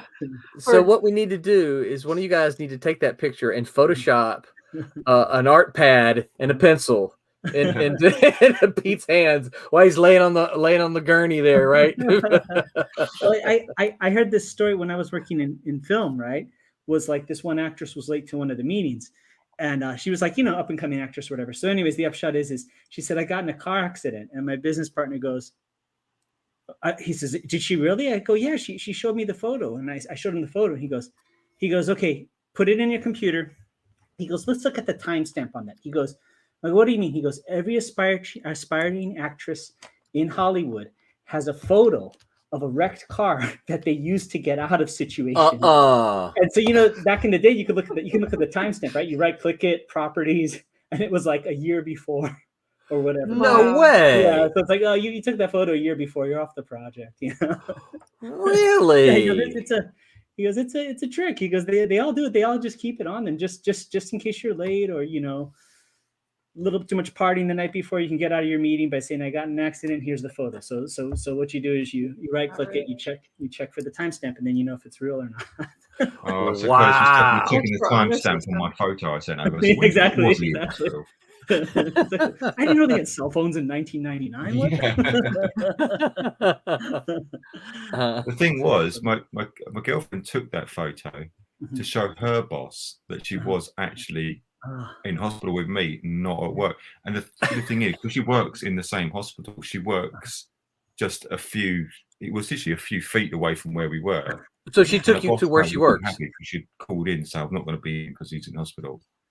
And she took that and then walked it around. It was like, look, he is here. And they were like, oh, okay, no, okay, go take care of it. Wow. So it's just That's pretty funny. That is. Too funny. Yeah. Well, just to add on, you're talking about what Kasisi was asking, you were saying about, you know, locking somebody to their desk or whatever. I know in Japan, they used to do that with the manga artists. The publishers would actually pick them up, take them to a hotel room, put them in there, and wouldn't let them out, and would bring the food. They would take the TV out and everything, and you got to get these freaking pages done. And it was actually, some of the artists liked it. They actually needed that kind of like disciplinary connection. I'm not encouraging that sort of. Yeah, exactly. But sometimes, like, you could do with that. Yeah, Pete's gonna wake up one morning to a knock on the door. We've got a ticket. Come with us. You're gonna exactly. And bring your art pad and pencil. Tell you, when I was at the Cuban school, I got so much done compared to everyone else, because everyone else had their girlfriends or their family, and I was on my own. Just like tunnel vision. And I literally had nothing else to do. And like, how do you get so much work done? What else am I doing? Right. I'm just sat in my room drawing all the time. It's like, you didn't invite me to go on the date with you and your girlfriend. Yeah. So she's not there. When she flew over, I didn't even go to school. But when she wasn't there, which was 99% of the time, right? What else am I going to do? Yeah. Well, and you know, it is kind of true. This is why, you know, I say you have to have a supporting partner, but relationship can get in the way of it because you know, in order to have a healthy relationship, you have to spend time with the other person. Yeah. And of course, you know, I've been married 31 years, so she knows, you know, it's not that I'm coming in here to avoid being with her. It's, I come into my office because I absolutely love doing what I'm doing. And but you know, if I only ever did this and never spend any time with her, well, then that would be a problem. Yeah. And you have to maintain a healthy relationship. Definitely. But it's not always easy to do. It's not. And usually that's for the other person. Right. The not easy part is for them. Right. Yeah. Well, you're like, what? Oh, we haven't. What we did what? Oh, I was just working on the comic. Yeah. Yeah. So, you know, Kasisi's question also form a methodology that can help creative personnel do more work in less time.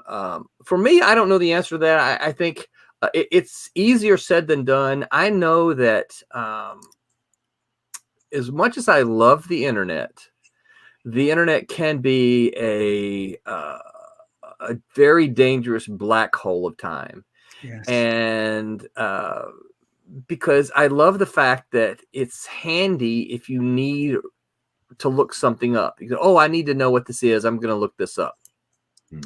And you can get the answer to it fairly quickly. If you kind of know what you're looking for, you can get the answer, you know, pretty quickly. If you don't, it may take a little bit. But my problem is I find my answer, you know, within 5 minutes, but then there's that other link that says, oh, here's this other thing. And you're like, oh, that's pretty cool. Let me look at that. Right. Mm-hmm. Yeah. And then 30 minutes later, you're like, crap, I got to get back to doing this, right? Even just 30 minutes. I'm not, 30 minutes is 30 minutes. It's a lot of money. That's a lot of time. Yes. Yeah. And now you may have seen some really cool, because I know this happens with me when I'm looking up like weapons and stuff, it's like, oh, that's cool. Oh, look at that. Oh, and then I get to reading the history of the weapons and where they came from and who used them. And like, it's really cool information, but I had what I needed, 25 minutes ago. You ever get the it's does your phone dangerous. ever tell you how much time you've spent, like a weekly update, how much time you spent on the phone? And I look at those things and think, what else did I do with my time then? I'd be waking out on my phone. What am I doing with my life? Deleting junk email takes a certain amount of time out of my day. Oh yeah. Oh, Totally. yeah. Totally. I'm just like, really, please stop. And if I let it build up, it's even worse. Yeah. Right. Yeah. It's funny because occasionally I'll go and check my spam folder and the junk email, and there's like 1,000 messages in there, and I'm like, what the heck? Where did these come from? And I'll scroll through a list, a page or two, but then I just click the button that says delete all. Yeah. It's like, I had to do that recently. I had to purge because I just couldn't catch up with it. Yeah. Yeah. Well, my son came to me the other day and was standing over my shoulder. He said, Dad, you have 360 unread messages. That's all. Emails. And they're I'm all like, from Curtis. He won't leave you alone. I'm like, I know. And he said, so have you really not read them all? I said, well, I've seen most of them, but most of them I use it as a kind of a to-do list. It's like, oh, I leave them unread, so I know I got to go back and do it. He goes, yeah, but what happens when they go off the page? I said, usually they have to send me another email. But you're a busy guy. I mean, you are heading a company with multiple people, and doing a full-time job. It's not easy. That's why someone asked me the other day. They said, "Oh, this is the first annual." I said, "Oh no, no. We're not doing another one of these next year." You learned it also. Like, nope. This is special. It's a Christmas special. Yes. Yeah. I'm not saying we'll never do another one. I'm just saying we're not doing one next year. This has been way too much. Way too much for me to take on and try to get all the other stuff. Yeah, I can't work on any other comics. Well, that's it. It's like, that's what I have time for. It's we had to come up. We ended up that for about a month-ish, 6 weeks. It's been like, okay, if you're working on a regular book and you're doing Christmas stuff, stop work on the regular book because we got to get the Christmas stuff done. Right. And so, yeah. And then there was, there's artists who didn't there's one story we've been trying to get in, and the writer has kind of done it all himself. And he's gone from one artist to the next artist to the next artist. And he sends me screenshots. He says, because I said, hey man, what's the update for your story? And he sends me screenshots, and the artist that he's communicating with has said, hey, I'll have something for you Wednesday. So he sends you a message on Thursday. Hey, just you check it in. He goes, oh, no, this came up. I'll send you something over the weekend, right? And he sends me screenshots of these messages from this artist. And I'm like, dude, you realize at this point in time, like I had to take it off of the page because the page was all fixed, right? And I with all of the stories that we had planned to be on there. So I had to remove that one. And so it still might happen, but I don't know. But yeah, it was one of these things like everybody, okay, if you're working on it, and that's where the priority list kind of came around. The way I said, okay, I got to do this because, okay, I can't have Mickey because Mickey's coloring several stories in this. Okay, yeah. Mickey does not need to be coloring anything else other than and Roberta too. I sent it to Roberta. Roberta, don't do anything else other than the Christmas stuff, right? So, yeah, there was like, so I mean, because see, that may be something is a priority list, and I'll tell you, I got the idea because we used to have weekly priority meetings at Malibu, Tom Mason basically had the weekly production. Did you ever go to any of those, Roberta?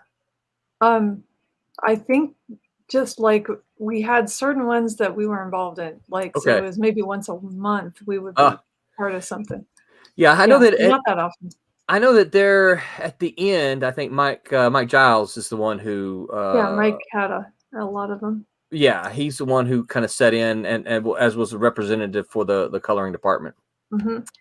But yeah, Tom Mason had a list of stuff that basically here's the stuff that's got to get done this week. Here's the stuff that has to be done next week, and we just kind of go over the next couple of weeks. And he would just update the schedule from him for Tom, because he was the one that was kind of over all of it.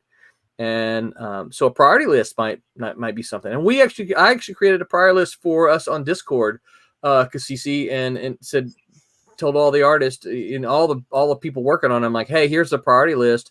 Go check it out. Make sure that you got stuff going that should be going. And then once I did the first version, I went ahead and said, okay, well, I'll just add everything else on here too. But I'll tell y'all what, it's gotten to that point, and I don't know if you've noticed the Christmas video, and I need to reach out and email them. It's gotten to the point we got so many people on our team. Now, this is a good thing, right? We've got so many people on our team. I'm always afraid that I'll accidentally forget somebody. Like, Curtis, we had this thing the other day that, for me and you, totally not intentional. And it just always makes me afraid that I'm going to do something, and I'm going to, I am going to unintentionally hurt somebody's feelings or something like that. And of course I would never do anything like that on purpose. But I know in watching our Christmas video, I watched all the names come up. It was a lot. And one of them I didn't say. Oh. And I know, right? And then but it's on the list, it's on the screen, but I didn't say it because the way I made the video, I put the names, we have we do all of our recording in the kind of the back bedroom where BJ has the screen set up, and she'll set up her camera there, and then she takes My mind makes someone else say it. Yeah, don't continue that if you want us to stay on Facebook. No. You know what?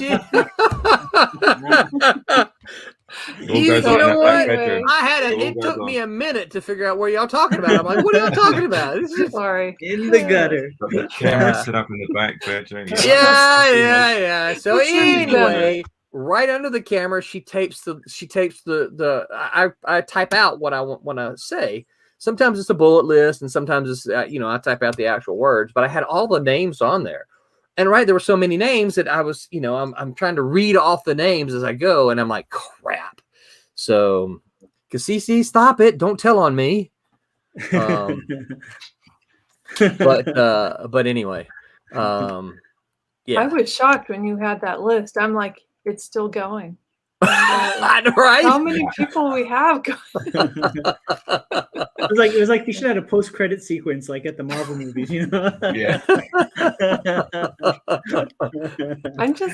I'm amazed. Great. Well, look how many people we have now. Yeah, it's very, I find it very cool. Amazing. A little intimidating, but very cool. And I will tell you this: the very last thing where I said ho ho ho, make mine Silverline, I actually meant to say Merry Christmas. Oh, I thought that was part of your bit. Nope. I actually meant to say Merry Christmas, but after I said ho ho ho, make mine, because I'm thinking I'm ending, right? So I said make mine Silverline, and then I'm like, wait, that was supposed to be Merry Christmas. Yeah. And so BJ and I. Yeah, well, that's what BJ said. She goes, I liked it. It works. I'm like, okay, well, we'll keep it then. You got to be careful. You might say that like at the end of a business meeting at work or something like that. Right. Make mine Silverline. Yeah. Roland. So Kasisi says prioritization and sequencing is a good method. I think those methodologies are probably less common in the creative world. I think probably creatives have more in general structure more like what Pete said. It's like, well, I'm gonna pay the one that I'm gonna work on the one that pays me the most, and oh well, I like this one best, so I'm gonna work on it in actuality.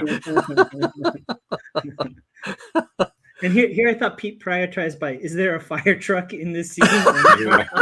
Used to be, Curtis, used to be. I'm drawing my allotment of fire trucks now. Drawing police cars now. There you go. I fell down one of those rabbit holes trying to Google fire trucks. Right, oh man. Yeah.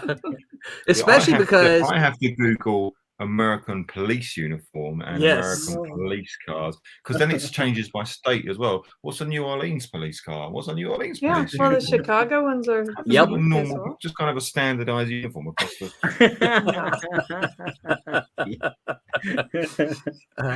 so am I gonna have to start writing in the script American police cars? American. Yeah, because your fire trucks look a lot different too, don't they? Yes. Yeah. Ours look like normal fire trucks. Well, if you ever want to look at Brent Larson's scripts for Kalis, and it's fascinating because there's all these hyperlinks. It's always like, hey, I want you to do it where this guy, he's holding the bridge of his nose with his right hand at this angle. Look here, and then there's a Pinterest link, and you look on it. Right. It's like so specific, but it's cool, but it's fascinating. Yeah. You kind of see the thing taking shape as you're reading it that way. Right. Yeah. Yeah, and of course, one of the things differences for his is he's writing full script where like what we're doing for the Silverline team up is plot first, Marvel method.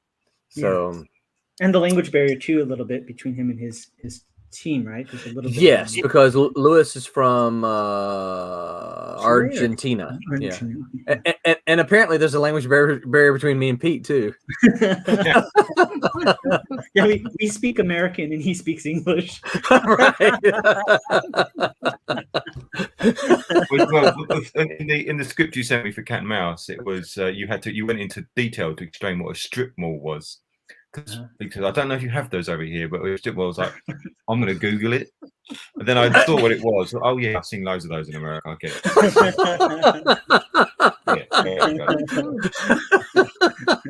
it. Yeah. I didn't even think about that. Strip mall could have a totally different meaning, couldn't it? We don't have strip malls. No, we don't have malls. We have shopping centres. But yeah, I know what a mall is. But you put strip mall, and I was like, yeah, I'll Google it. And then it's photos. Oh yeah. They're everywhere in America. I know those. Oh yeah, But you know what? That brings up the thing with Google. Think about the other British artists of yesteryear, right? Like the Dave Gibbons and people like that. What they had to deal with. I mean, fortunately, it was Alan Moore writing for a lot of stuff. But I mean, the challenges, right? For reference back then must have been much bigger. Well, also keep in mind too, back in the day, pre-internet, is that it was kind of beholden to the writer to supply visual images. If there was ever, I don't know if you remember any the early Mike Barr scripts, but he would have the script, and at the because particularly when he did the Spear of Destiny. The story, there were photocopies of the spear that he wanted it to look like, and that was on the writer to do. It's like, hey, I want it to look like this. Boom, here's the photocopies. You'd be surprised at the number of students I see put in their scripts. They'll write something and then they'll say, "Go look it up." They'll tell the artist to go look it up, and I'm like, no. How rude of that is that of you to tell the artist to go look at? I said, that's your job. Yeah. Your job is to supply them with the information. And because the other thing I tell them, I said, well, here's the deal. You start treating your artist like that and you tell them to go look it up. Guess what? They're not going to look it up, and they're just going to draw something. And then you're just going to have to say, well, that's not what I meant. And then they're going to say, well, you didn't give me the information, did you? Mm-hmm. I wish I wish I had some of those old scripts, but you would if you were the writer and you wanted something visually specific. I remember photocopying New Orleans I remember going to the library, getting books on New Orleans, and photocopying pictures of Bourbon Street. Right now, for Pete, I just sent him links. It looks like this building. The other day as well, with lots So of he went pictures. to the library. Future reference. Oh yeah, Here's- yeah, that was good. Those were good. Those were good images, weren't they? Yeah. Yeah. Cool. But yeah, you know, you would go and say, here's, you know, here it is, and photocopy them off. And I used to have, I don't think I have it anymore. I think I used to have folders full of visual reference that I would just hang on to. So if I needed it again, I could just, you know, photocopy it and send it to them, you know, the next star. Oh, here's what the Superdome looks like, right? Because, you know, I mean, if you don't watch football and you're not familiar with the New Orleans Saints or the Sugar Bowl, you don't know what the Superdome looks like. And even if you kind of know what it looks like in your head, you're like, well, I don't know exactly what the Superdome looks like. Well, here's your picture, right? Now you can just go to, I can just say the Superdome, and if Pete doesn't know what it looks like, he can look it up, right? Yeah, Definitely. Yeah, that's one of the advantages. Cassisi says waste elimination, value added activity versus non-value add activity, organization, etc. Oh, then he says, though I think applicable may not be used formally, and I think that's probably what true. language is he speaking? Edumacated. That's edumacated language. Very good. Yeah. Well done. Yeah, I don't know. I'm pretty sure if I ever get a script from Cassisi, I'm going to spend a lot of time Googling. What does he mean? Yeah. Who's he punching? Yeah, I know a little bit about his background, but this doesn't sound like what I would imagine that that background carries with it. So I don't know what he does during the day. I don't know what his day job is. I think he reads a thesaurus. Yeah, you know, it's funny that you say that, but I used to keep a dictionary, a thesaurus, all that stuff on my desk. The only thing I keep on my desk anymore is this thing right here, Strunk and White's Elements of Style. Mm-hmm. What's that about? It's just Better than MLK. What's that? Never mind. Oh, it is a basic uses of grammar. I don't have as much problems because I've had this for so long, but I still have problems with apostrophes and words that end in s.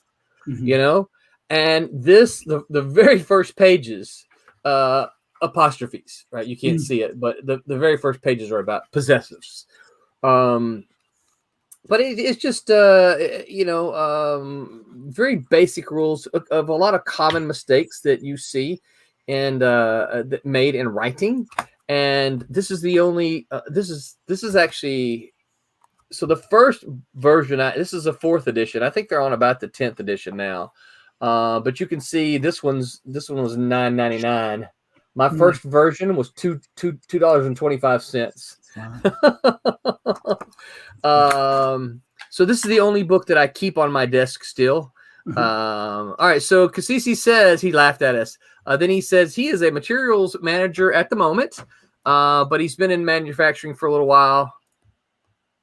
And then he said Stephen King recommends E.B. White's the Elements of Style in his On Writing book, and he said that book was essential, which I agree.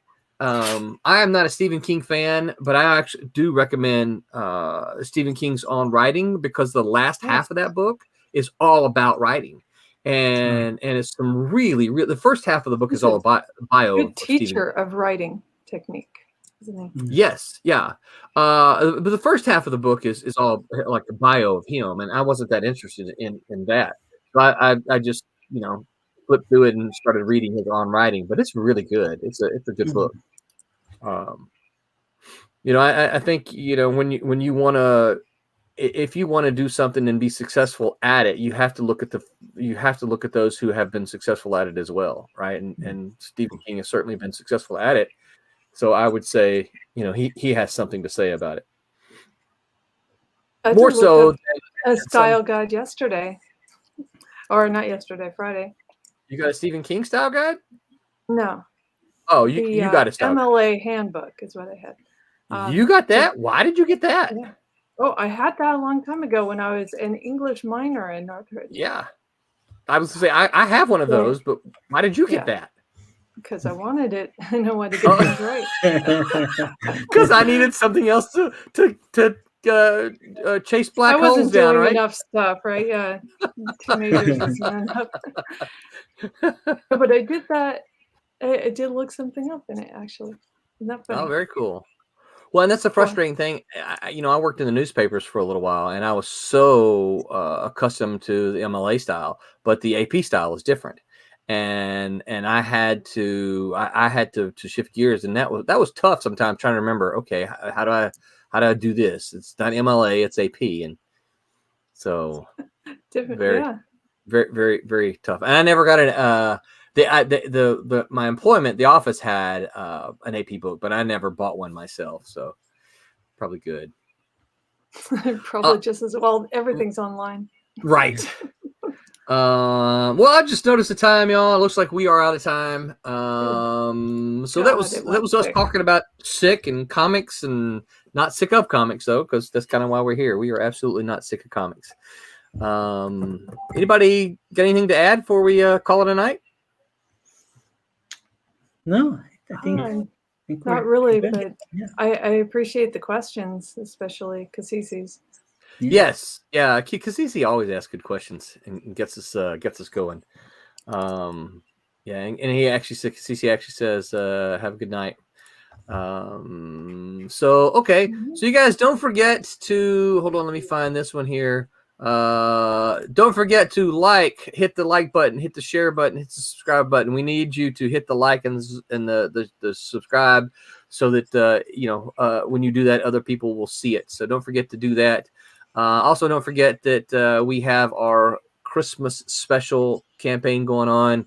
Head on over to Indiegogo and look up Silverline Christmas, or on Kickstarter, look up Silverline Christmas there, and consider backing. It's going to be close to 100 pages, if not more, by the time we get done with it. So it's going to be a lot of cool, fun stuff for you to read, and it will, unless barring some problems that we can't foresee, it'll be here in time for Christmas. So it'll look really good under your Christmas tree. It'll make good gifts.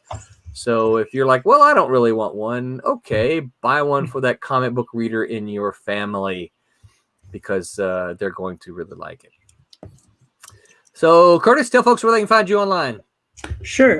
You can find me again, as always, 2 different paths: the martial arts and the comic books. Martial arts, Tiger Crane 805. That's on YouTube and Instagram. And for the comic book, it's Shadow Ghost Comic.